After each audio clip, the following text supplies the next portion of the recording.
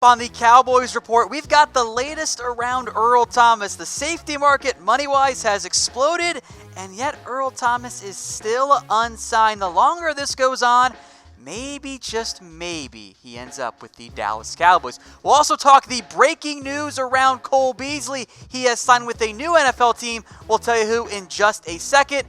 And then in terms of other current Cowboys, or at least potentially former current Cowboys, DeMarcus Lawrence, is he mad with the Cowboys about the way the contract has gone down? We'll break down that and more coming up on the Cowboys Report.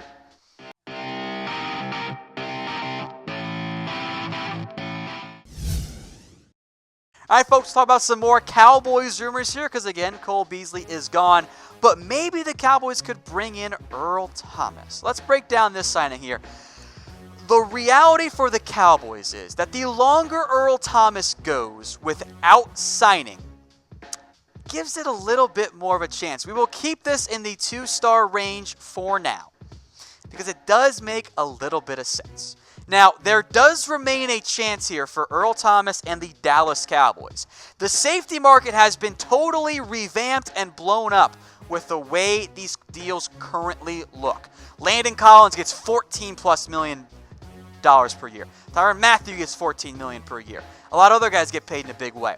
But although that does raise Earl Thomas' asking price, it's nowhere that he is not signed yet. No one's signed him at this point. And other possible teams are out of the running. Take the Redskins out of the way. Take the Chiefs out of the way. The Raiders are out. The Packers are out. The Texans, although they did lose Tyrann Mathieu, they signed Tayshaun Gibson. I think they're out. Now, some people will tell you they lost Kareem Jackson too. That's 2 safeties. Kareem Jackson played mostly corner this year and especially throughout his NFL career for the Houston Texans. So Gibson and Justin Reed, Houston's probably fine there in terms of big money for a safety. But remember with Earl Thomas, we'll keep saying it, money is still the biggest thing here. Now, Thomas ideally wants $14 million or more. Maybe he comes down to $13 if the market continues to be slow. But if the price drops down and it's equal, a tie goes to the Cowboys. If, let's say, the Niners and the Cowboys offer $12 million each or $11 million each or $10 million each, well, ET is going to pick the Cowboys then because he'd rather be with Dallas if all other things are equal. But the problem is right now, things aren't equal. Dallas, as we've said before, is not going to throw $15, $14 million at Earl Thomas. They want him more in the $9, $10, or $11 million range. So over or under, would you do this? $13 million per year for Earl Thomas. Give me the O for the over, U for the under. I picked 13. That was the previous benchmark set by Eric Berry. So again, O for over, U for under. I lean towards the over. And given the age and the injury history, I'm not a huge fan of throwing $14 million at Earl Thomas. And remember the guys that have already signed. For the most part, these guys are fairly young. Landon Collins just coming off his first contract. LaMarcus Joyner, Adrian Amos doing the exact same thing. Tyrann Mathieu, by the way, is still only 26 years old. Yeah, he's going to turn 27 in March, but still. Tayshaun Gibson's the oldest guy on there. He's 28. Now, I think Earl Thomas will end up getting a bit more than Gibson did. But if it comes down to that $11 million range, that $10 million range, then I think the Cowboys really start to make some sense there for Earl Thomas. Now, we'll stick with our safety talk here. Does it make sense for the Cowboys to wait and find some value at safety? I like this idea. I'm going to give it 3 stars. And but by the way, finding value and waiting can still include Earl Thomas in that discussion. I think this is the ideal way for the Cowboys to approach the safety class for free agency. Now we know the Cowboys, they need safety help. Jeff Heath, Xavier Woods, let's upgrade it over Jeff Heath.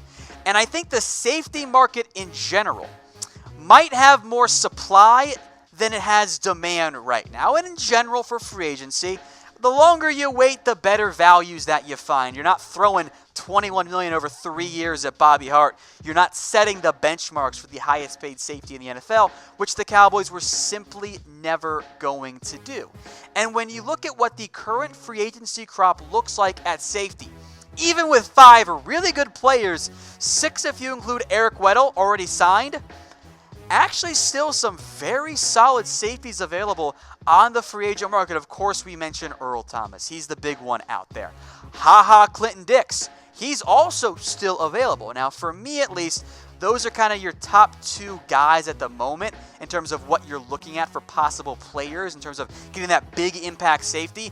But there are still a lot of solid depth guys out there too. Jaleel Addae and Adrian Phillips of the Chargers. Those guys might be upgrades over Jeff Heath. I know many of you did, wanted to sign George Iloka. The Cowboys chose not to go that route. Andrew Sendejo could be an option. Clayton Geathers, Glover Quinn's, not the guy he once was, but he kind of makes some sense. Jonathan Cyprian's a fun box safety. He also got Jimmy Ward. So we mentioned a bunch of different guys there. That's 10 guys that could be at least a high-end number 3, right?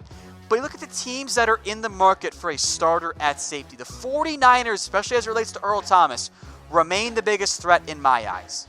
Because they got the money, they have Sherman, they have the scheme fit. If they throw $13-14 million, I think ET's going there. The Chargers and Ravens, two dark horses to watch out for. Both have needed safety, especially for a true single high guy. Bears and Colts need a safety, but more of a box safety guy because they have Eddie Jackson, they have Malik Hooker.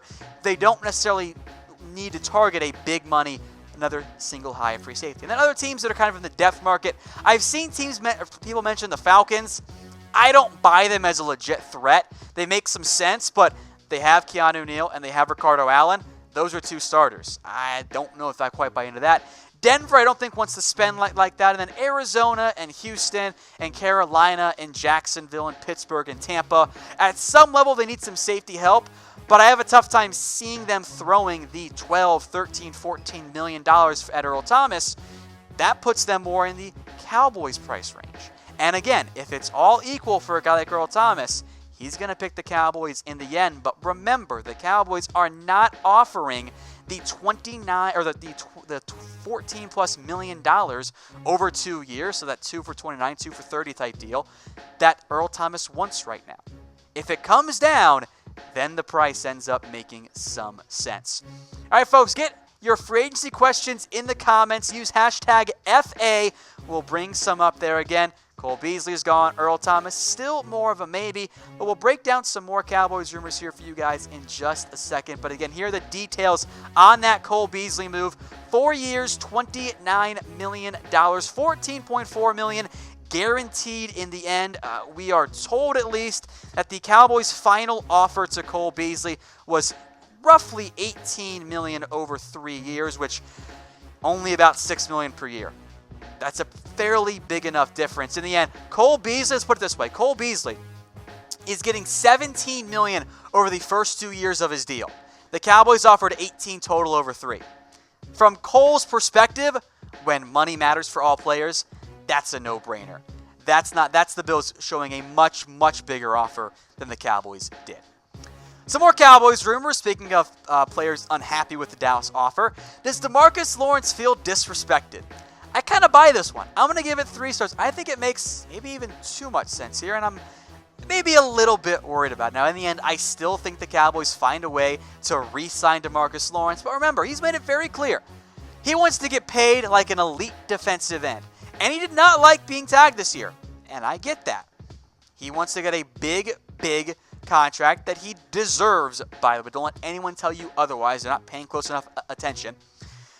So it's not 4 here, because Lawrence can feel respected real quick. Just pay him. Give him that 5-year, $100+ million deal. Make him a $20 million man per year. Keep your elite pass rusher that you do not have beyond DeMarcus Lawrence, and you'll feel much better. Again, our initial projected contract for Tank Lawrence. 5 years, $104 million, about 11% of the cap. And guess what? In 2 years, that deal is going to feel like a steal because that's how the salary cap works. Players' contracts go up each and every single year, and Lawrence is one of the best defensive ends in football. His production does not lie over the past 2 years against the pass and, by the way, against the run. So he might feel upset right now. Let's throw him some money, and then it'll all go away. Money can cure quite a bit of problems in any type of relationship. We'll stick with our contract talk here. Does the Foles deal not impact the Dak Prescott one? I mentioned this on Twitter, and I still got DMs about it. It's 4 stars. What Nick Foles did with the Jags doesn't impact Dak whatsoever. He's making $22 million a year, Nick Foles is, has no impact on Prescott. Because guess what, guys? Prescott was already getting a lot more than $22 million per year. Heck, Nick Foles' market wasn't even that strong. The Jags bid against themselves. Nobody else was stepping up with $20 million a year for Nick Foles. Teams would have paid him to be a nice backup, but the Dolphins are not throwing money at a quarterback right now. The Giants and Redskins didn't seem interested. Well, all of a sudden, there go the teams that are looking for a veteran quarterback to start. Just like that. Foles somehow got $22 million because the Jags wanted to give him more credibility in the locker room, which is a terrible, terrible way to pay a player. But again, Dak is a better player than Nick Foles. I will not stand for anything else. That is the reality of the situation. And again, Dak is going to get paid. Here are our initial projected contract details for Dak Prescott. 5 years, $147.5 million. And guess what? That's the reality of paying a top-end quarterback. $29.5 million. Call it $29 if you want. So I will let you guys chime in here. Pick one. Nick Foles at $22 million or Dak at $29 million. Type D for Dak, F for Foles. I'm sure I'll see some Fs. But if you type in F, you also fail because Dak Prescott is the better choice there. And oh, by the way, if you do Dak Prescott's deal this year and you get that extra rookie deal, it brings it down to a far more palatable level because that's the way contracts work. Doing it now lets you spread that cap hit out across multiple seasons. One last free agency item here. What is the Cowboys' best, are the Cowboys the best spot for free agents? 4 stars on this one too. Sports Illustrated did some interviews with some agents. Said, okay, all things being equal, rank the best destinations for free agents. Guess who came in at number 1? The Dallas Cowboys did 11 of the votes there. Seattle got 8. Miami got 8 because of South Beach. The Rams got 7 because LA, fun new team. And Atlanta got 5. So there you have it. Agents don't lie, right? They never lie. Cowboys with 11 votes there. They are the top free agency destination if the money's equal, because guess what? Jerry Jones and the Cowboys, they tend to treat those players very, very well in the end. Hey Cowboys fans, thanks for watching the Cowboys Report. If you haven't already, click right here to subscribe to our channel for all the best Cowboys coverage on the internet. That's news, rumors, highlights, mailbags, film studies, and a whole lot more. And I'm making your lives a little bit easier as well with the next Cowboys Report video right here.